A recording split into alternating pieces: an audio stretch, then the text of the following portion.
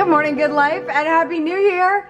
It's 2020, y'all. Do you see there are still remnants of our party from last night? So I didn't vlog any of it because we really took a lovely little vacation from videos after Vlogmas. But we had our annual New Year's Eve bash last night, 3rd annual. Very proud that we're still keeping this thing going. I'm finally kind of like ready for the day after cleaning. The apartment is not the worst, although we haven't taken down our step and repeat yet. It's so big, it's so big. I mean, like, I had to have a sign that said 2020 on it. Like, how do you not have a sign that says 2020 on it when it's gonna be 2020? Like, it's such a big deal. It's a new decade. Because, you know, the balloons are just not reliable. They're just not. Waiting on someone special to finally be dressed. Huh? Yeah, I'm talking about you. Okay. I'm like, are you ready yet? Are you ready yet? Are you ready yet? Are you ready? Are you ready yet? Yeah, okay. We have to go over to my parents' house. If you've been following me for a little while, you know we always go to my parents' house for pork and sauerkraut on New Year's Day. It is good luck. In case you didn't know, that's the tradition. Are we taking photos now? Take photos you It's just not my best day. Oh well. It's just going on YouTube, I guess. So Lucy is going to the bathroom and we're gonna be on our way. Everyone needed to know that. I mean, I take care of her. She did. She totally pooped in the middle of the room. It was so funny. Of the New Year's party. And it just so happened to be a moment when I was going and updating my Instagram, so I had to leave the room. I went to the bedroom just by myself, posted on Instagram. Not because I like to leave my parties, but because I had to promote something and it was the very last minute of 2019. I had to put it out. If you haven't heard of it yet, it's my 20-day Good Morning, Good Life challenge. Free challenge. Email, Patreon, blah, blah, blah. Anyways, I was updating, I'm not even kidding, I was gone for maybe 3.5 minutes and I came out, nothing looked wrong at all, but it smelled Because Vincenzo so fixed it for you. bad. It was so bad, I looked at my friends and I was like, something happened, didn't it? They were like, oh yeah. That was hilarious. But you know what? Lucy's almost 16 freaking years old, okay? She's old. She's an old lady. She has the right to get confused when there's 25 people in our little apartment and be like, well, I guess I'll just go here. Funniest thing was that she did it right next to a whole group of people that was just like congregating here. And then those people then like just moved over. And I was like, well, what else are you gonna do? If you're blind and you're 16 and you just gotta go, she didn't know. You just gotta go. You just gotta go. Like, I'm not even apologizing for her anymore because I respect it. Okay, we have to go eat this food now.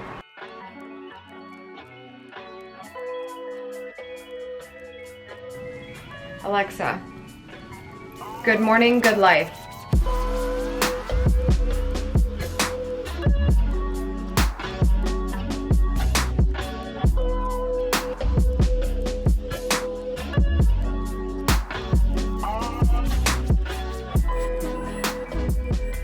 I have not had this like fully figured out until basically last night. It's a few days into the year now. I think the last time you talked to me, it was when we were on our way to my parents' house for pork and sauerkraut. Just kind of kept that on the DL with the fam bam. So here we are. It's kind of early. The lighting in here really sucks early in the morning, sorry. But you gotta vlog when you gotta vlog. My team is actually coming over today because we're going to be doing our 2020 retreat. Basically an opportunity for us to reset after the craziness of 2019. It was sort of like, welcome aboard. We're going to publish many videos, many podcasts, and oh yes, we're gonna publish a book. How exciting. And so it's been a really big whirlwind. We've learned a lot about each other, and so we're gonna be digging into that. They're coming over in about an hour and a half. Before then, I kind of wanted to talk to you about my 20 for 2020. Like I said, I just kind of figured this out last night. It was a list that was kind of growing. I try not to do these things like, you know, bust out the list. I want it to be a very intentional, like here are things I wanna do kind of list, and I think that takes time to come up with. And I've been thinking about this probably for the last couple of months because in 19, I did a 19 for 2019 list. I kind of just kept that to myself. It was something that both have been inspired by Gretchen Rubin, who is just an amazing thought leader. Oh my God, it's so funny. I like looked up to come up with a thought and I actually like saw the photo of us together on the bookshelf. Weird, Amy's obsessed. I like kitschy little lists like this, let's be honest. And I also believe that even though resolutions fall off, when you focus on your why, these lists tend to come true a lot more easily when they come from a place of your why. And so that's sort of my background on why I have 20 things for 2020. If you're not a resolutions person, I still recommend this because I think it's really great to just have some things that you'd like to accomplish. If we can't have big goals, if we're not really sure about our passions or our big projects that we want to do, the least we can do is kind of say, you know what, I did get a few things done this year. Here's what they were. Because I think it's great to have positivity and momentum and optimism at the start of a year when it feels like a fresh slate. I can't speak words. Fresh slate. 2020, new decade. I mean, like, sorry, but that's sexy. And if that gives you a little bit of boost and oomph into the new year, I think you should take advantage of that. It doesn't mean that you're a failure if things change, lists change, desires change. What we want changes, and I think that's okay. So, anywho, here's what I think won't change in my life. Here we go. In my bullet journal. I wrote this down in my bullet journal. I keep a lot of things in my bullet journal. A lot of people have been asking me how I've been using the Good Morning Good Life planner, which I have up. I would grab it, but there's some things sitting on it. It's my morning planner. I use it to sort of get my thoughts in a row once I've done my morning pages and to make sure that I did my movement, my mindfulness, and my mastery. That's sort of like a touch base in the morning. This is where I keep all of my notes about everything, specifically where I keep my goals. I might reassess and reflect on my goals in the planner, but this is where I actually work through them. Okay, so here's my 20 for 2020. That was the biggest intro ever. Number 1, no days off. 30-minute workouts every single day. I know that this sounds overly ambitious, but I actually have found that 30 minutes is not that hard. And every once in a while, you're not gonna get to your workout and you can just double up on it the next day because an hour long, maybe on a weekend or something like that, is easier to do. But on weekdays, making sure you stay on top of your routine. I usually find that I fall out of love with working out when I take breaks. Like, oh, we'll just take a quick break. But I did miss my workout yesterday. It's not perfect. It's okay. I got to day 3, day 4, I totally screwed up. But today I'm gonna make up with 2 workouts after the retreat. So you just sort of plan. And I think for those people who are really good at the not breaking the chain thing, this is a really good idea. If it's not, then don't take this as a good 20 for 20 for you. Number 2 is kind of fun. Something I realize every single holiday is how much I am obsessed with the wreath on my front door. Like, I can't show it to you because it's just not sexy. It's an apartment building. It's an indoor door, like, let's be honest. But that wreath is enough for me. I don't need anybody else to see it. I love it. And so something I've always wanted to do is to have wreaths year-round, not just for the holidays. So one of my 20 for 20 is to get either custom or buy specifically a certain wreath for different seasons. So in total, I would actually have 4, not just 1 wreath for the Christmas time, but 1 wreath for every season throughout the year. When you know what makes you happy, you just gotta lean into it, you know what I mean?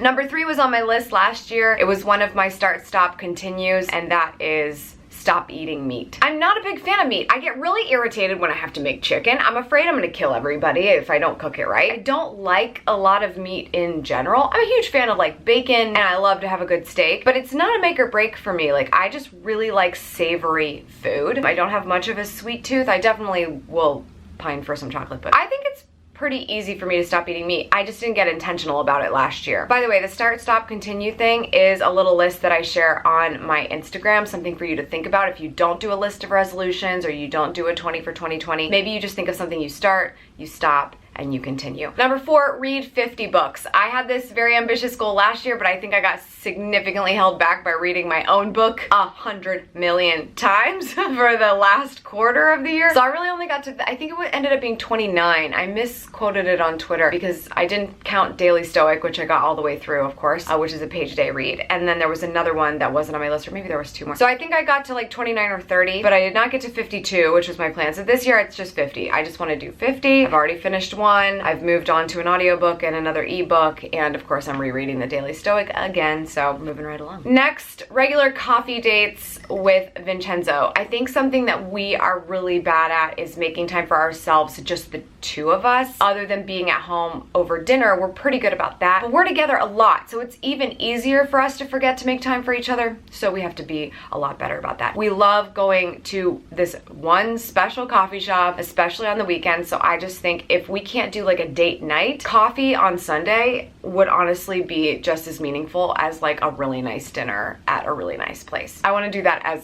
often on Sundays as possible. Next is donation of profit. So I have been thinking about this for too long. I think I'm overthinking it, but I really want to intentionally choose an organization that we as a community contribute to. And we being, maybe I'll do fundraisers in the future, but at a basic level, I just want to be able to benefit an organization, a charity, a nonprofit that is fulfilling a similar mission than we are here, going after the life that you want, helping women to reach their level of success that is desired. And I want to be able to donate a percentage of my profits to those organizations. We profit every year at GATLUW House. We have really great years every year. It's easy to let like the math just fly out the door. It's very easy for expenses to just catch up.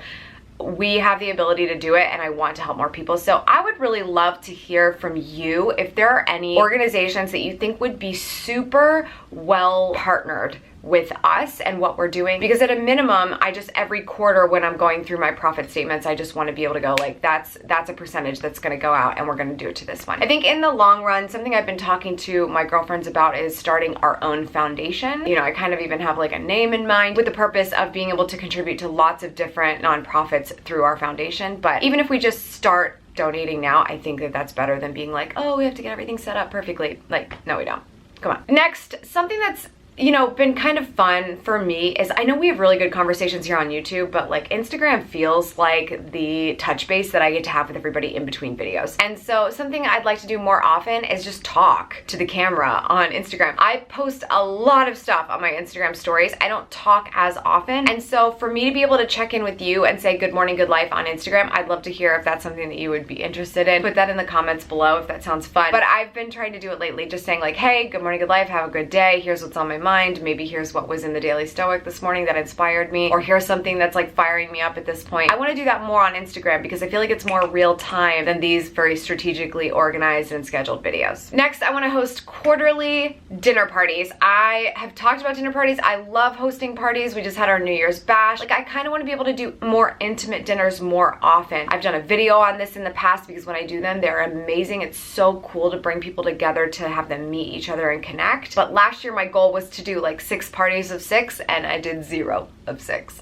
So that sucks. This year, I think if it's like quarterly dinner parties, I'd be super happy with that. Just a small group of people, a couple of couples, a couple of entrepreneurs, just stuff like that. Bring people around the table and connect with each other on what we have in common. Next, Vincenzo and I have a goal of getting back to Vegas for our anniversary this year. That'll be in September. I would love to make that happen because I love Vegas and I love the Cosmopolitan Hotel, and I just think it sounds like a great idea, and it was Vincenzo's idea, and I put it on my list, and I'm super excited about it. I hope we do it.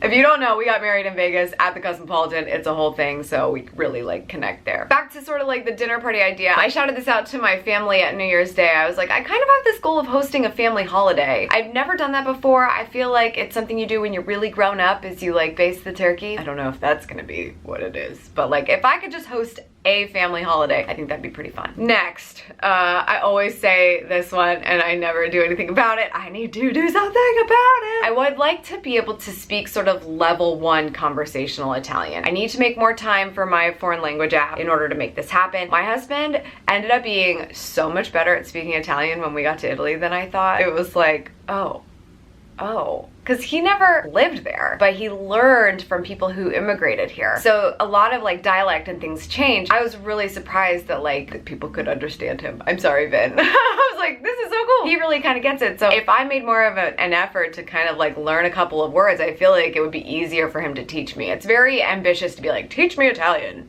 You know, it's like, no, that's not cool. You gotta like show a little bit of effort. Next, I want to jump back into Poshmark in a big way. I go through my clothes very regularly, but it gets to a point where it's at a frustrating level and it's like, oh, I have too much clothes and I just bought this stuff. I've got to clean stuff out, and I'll like just donate it all. I do believe in donating clothes because I think it's a very important thing to do. It's a very sustainable thing to do. There's also a lot of stuff in my closet that's not really like donate level. It's like, this is decent. Like, this is good. It's just not me me anymore, or like it fits slightly differently now and this should go to a second home. So I think monthly I'm gonna schedule time to go through my closet no matter what it looks like and try to find at least a couple of items to list in my Poshmark store so I can keep it fresh all the time. Such a good way to just find a little bit of side money every once in a while if that's something that you're looking for. But yeah, I'll link to my Poshmark in the description so you can check that out. Another one, and this is gonna sound a little bit surprising to some, this is how I'm naming it: pay for work travel less. So what does that mean? I want to travel less this year. I really want to stay here in Columbus or get back to Connecticut with Vincenzo's family as much as we can this year, spend a little bit more time with family and friends. That's personal travel in the case that we go to Connecticut. Work travel for me, I think we've paid a lot and we haven't seen as much return as I would like to see for it. Now, in the case that someone's hiring me to speak, that's not me paying for travel, that's me, you know, getting paid to go somewhere and speak, so that doesn't count. But the big change, if you're a detail therapy listener, then you might catch on really quickly. The big change that this would affect is the podcast, because when I started it, I was dead set on the fact that I wanted it to be in person all the time and I wanted to connect with people. That's sort of the upside of podcasting, is actually making a human connection with somebody. But just the travel and the production and all the things that go into it, I feel like we can achieve our goal on the podcast and not be in person. I'm going to be looking at structuring the podcast in a very different way so that it's extremely intentional and you will absolutely get the takeaway no matter what when we are done. But they will probably be interviews that happen periodically over like a Skype or something like that. We've just gotten to a point where it's like that travel budget just doesn't make sense, at least not for the next year. We might change it back in 2021. But to make sure that this podcast is gonna fly in a special way, we just gotta kind of like cool it on putting Amy on a plane. It's starting to like age me.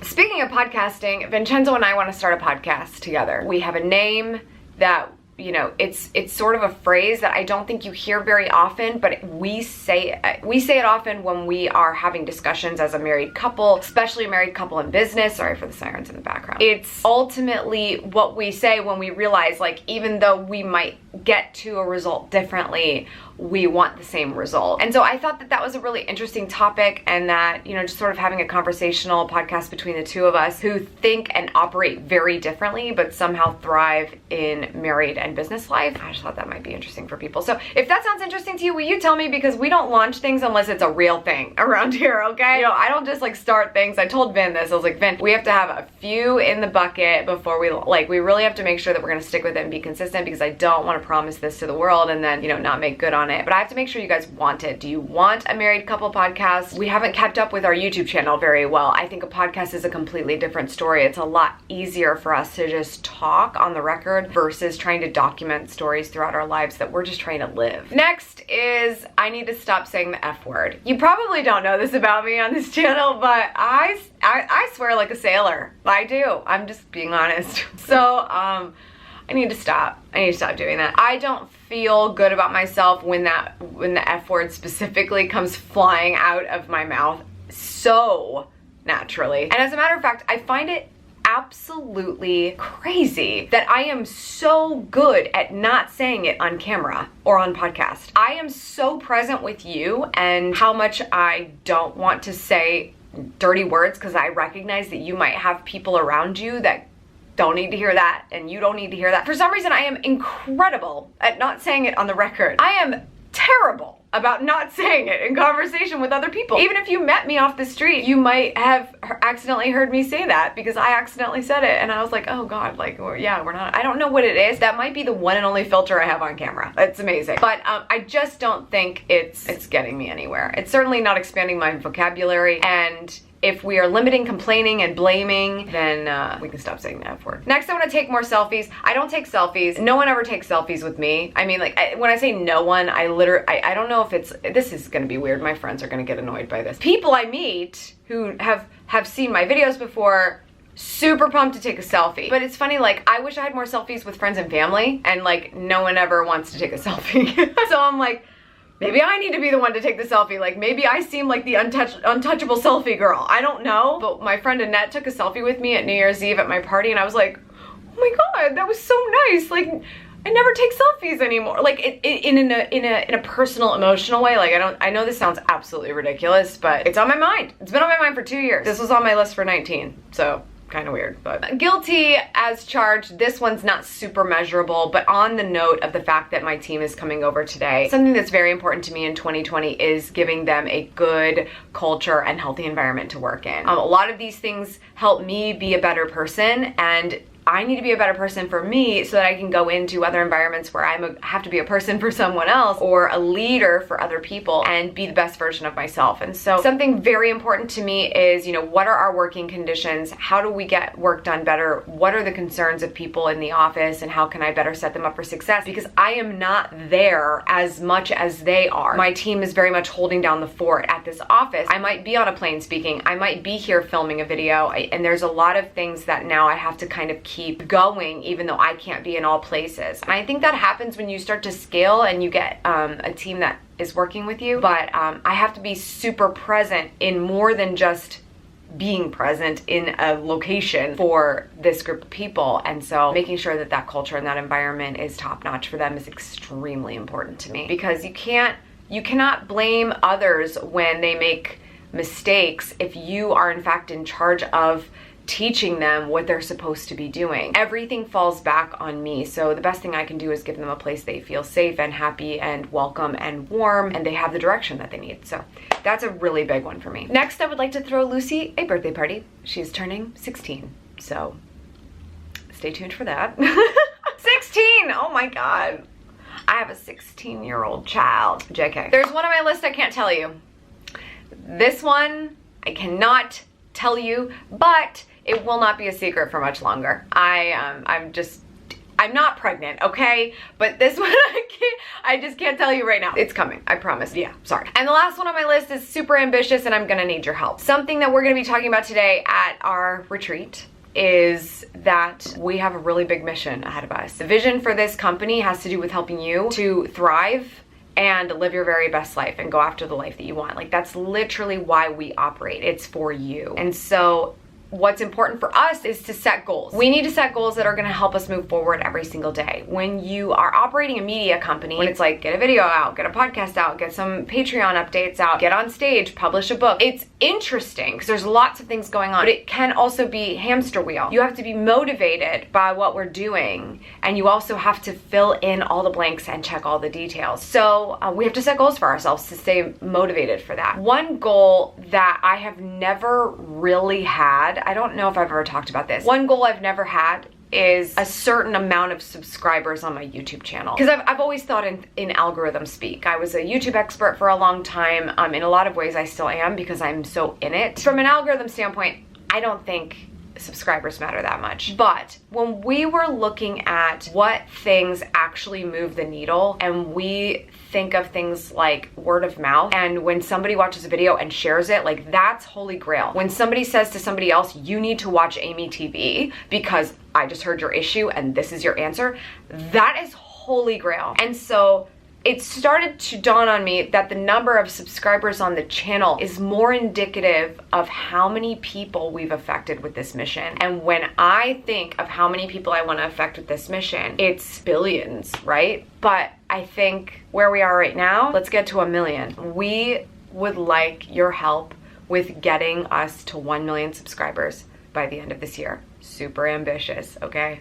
We are not even halfway there. But I know that if you truly hear from a place of why this matters to me, not just this arbitrary turn notifications on, don't turn notifications on. If I've told you that notifications are distracting, I'm not gonna sit here and say, like, hit the bell. Like, I understand why that's conflicting. I think it's still beneficial if this is a situation that is positive for you, that you need, turn the notifications on. Check them when it's time to do that. But truly just hitting the subscribe button is probably the biggest thing you could do for us right now, because it is the indicator that we are on the right track, that you think we are worthy of sharing, that you have shared our videos at least once. I think that's a really strong metric. If you have shared something that we've done here, that I've said to you on camera here because it was so helpful for you, then make sure you're subscribed. I think that's the best way that you can possibly indicate that to us. So 20 for 20, can we get to 1 million? I don't know. What do you think? You're gonna have to help me out with that. You're probably gonna hear me say it a lot. If we're getting serious about it, I'm gonna be saying that a lot. All right, I gotta get ready. The team's on our way. We're gonna sit down, chat, go to lunch, chat again, and lots to go over. Lots to go over. So many slides. I made so many slides for this. Animal, we're having guests today.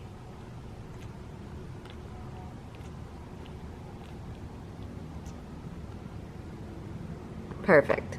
That was fun. I think I had a little eyelash on my face the entire time I was talking to you. Did you enjoy that? I hope so. The house is mostly clean. The girls are on their way. And we actually have a few remnants of New Year's Eve and Christmas. But we're calling this the January tree. Did I tell you that? I think I told you that. I haven't had it long enough for it to go away. So we're gonna powwow here about our 2020 and it's gonna be fun. I'm excited.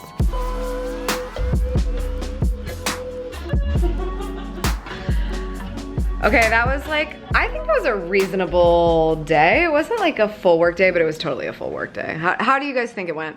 Really great. Okay, great. Everybody is back to being a believer in this company now. I'm just kidding. It was rough there at the end of the year, but we got through it. And now we know what our plans are for 2020. So thank you for coming, you guys. And you can now go home. I appreciate you. We did it. Back to work tomorrow though. Okay. All right. And same for you. I'll see you on the next one. That's all for today. Thank you so much for tuning in. I appreciate it. As always, make sure you subscribe for good vibes. Kiss the ones you love. And go after the life you want. Cheers! Cheers! They do work for me. That's great. Hey, are you struggling to find time for the things you love? Feel like you're constantly on the go, but taking care of everyone else first? You are not alone, and you deserve so much more. Not only are you capable of taking on this challenge, you already have all the tools it takes to make it happen. That resourcefulness is all you need to get activated by your new daily mantra. Good morning, good life. It's my new book, and it launches on Amazon on December 10th. More details at goodmorninggoodlife.com.